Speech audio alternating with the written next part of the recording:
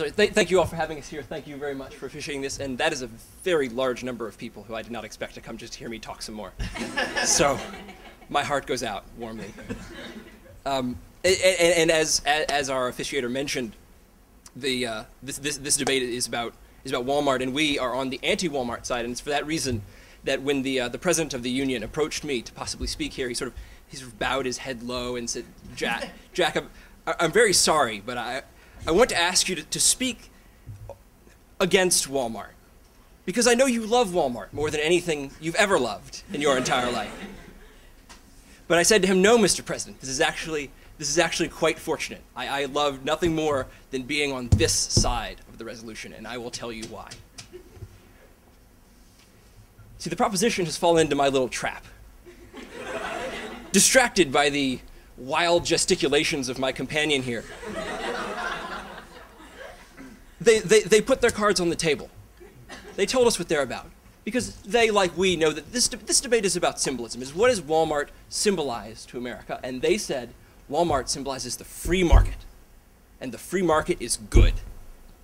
Now, I'll agree with half of that, but probably not the half they expect. Because the free market is fantastic for America. But they could hardly have picked a worse symbol. Walmart does not symbolize the free market, I will explain, but rather a market almost as planned as anything we've ever seen in the United States of America. Would you pass my water, please? Sure, as our colleagues here have pointed out, Walmart does a lot of things very well. They move lots of things around the country very cheaply. But let's consider the environment in which they've done that, and the environment in which they've achieved success. When Walmart comes into a new town or a new location, they regularly receive tax breaks and other subsidies numbering into the millions of dollars, even for small towns. These towns establish what's known as enterprise zones, which almost seems like a contradiction in terms. Places where maybe some regulations can be skirted, some property taxes can be a little bit lower. And of course, I would never come up here and suggest that lowering taxes was a bad thing. My friends know that more than anyone else, but when I am free from a tax to which my competitors are subject, that's not a free market right there. Possibly the worst one of these subsidies is that little annoyance known as eminent domain, which made its way into American news a few years back. And this, where essentially the enterprise with the most political clout can take the land from whomever it wants, and more often than not, actually its competitors, or the people who would be sort of shopping at its competitors' stores. Could I? Thank you very much. Now, my opposition might claim that it's not Walmart's fault that they have come to great success in that world, but of course, that's not the question here. Right? Walmart is a symbol of that world, but I don't even have to stop there, because coming up in that environment, they make that environment worse. On a point of information, go for it. If your issue is seriously with Walmart getting tax breaks and that's why they're not good for America, are you seriously suggesting to this room that the New York Yankees and the New York Mets are bad for America? Yes. There are so many debates I would love to get up here and speak at right now. Unfortunately, we're talking about detergent on aisle 6, so I will continue. The other issues don't so much subsidize Walmart as much as punish Walmart's competitors, the litigiousness of American society, of course, and things like, well, even though we pay trillions of dollars in taxes, we pay hundreds of billions of dollars in the actual process of managing to pay those taxes. And those sort of regulatory compliance costs impact small business far more than large corporations. We create large corporations by creating business environments of that kind. Just one quick question. So are you proposing to change the terms of the debate to from Walmart is bad for America on your side to corporations are bad for America? Because we're happy to have that debate if that's what you want to do. It'd be even easier for us to win. Allow me to put it this way. I'll just keep standing till you answer. That's fine.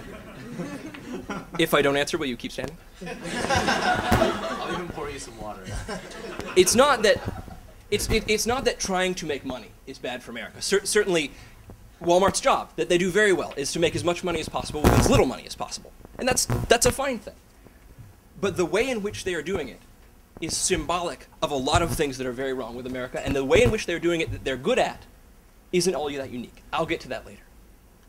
The one that I want to talk about most importantly is actually what the proposition here brought up as almost a almost a positive note. It's the minimum wage, and obviously that's another debate that we could have all over this place, and I'm not going to do that. But I merely want to point out that Walmart is one of the strongest corporate advocates of raising the minimum wage in the United States. Now, why on earth would that be? Don't hear any points of information, so I'll tell you. It's because I wouldn't like. It's a rhetorical device. It's because Walmart doesn't pay minimum wage, as we've just pointed out. Its competitors do. Walmart is interested in using the law to crush its competition, and of course, that's their job. They want to make as much money as possible, but that doesn't make it an honorable thing. That doesn't make it good for America. The proposition has come at us with numerous points trying to distract us from the ultimate background of this debate.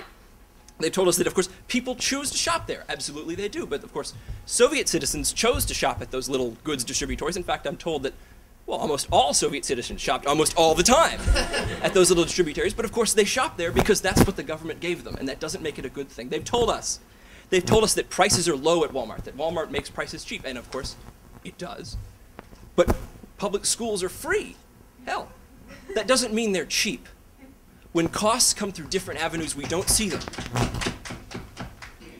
They've cast Walmart up as the prime example of that business efficiency of penny pinching and saving costs, and they do that very well. That is how they got to where they are. But if you want to look at penny pinching, look at any American small business, where a founder usually won't even cut himself a salary for years. That's penny pinching.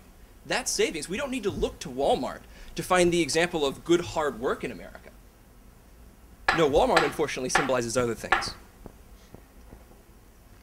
I'll conclude by just mentioning that the proposition really has no avenue out of this. The only way they could win this debate is by connecting Walmart to the free economy, by saying Walmart is the epitome of what America is and what we love. And it's simply not true. Walmart is a better symbol of a market run on political clout.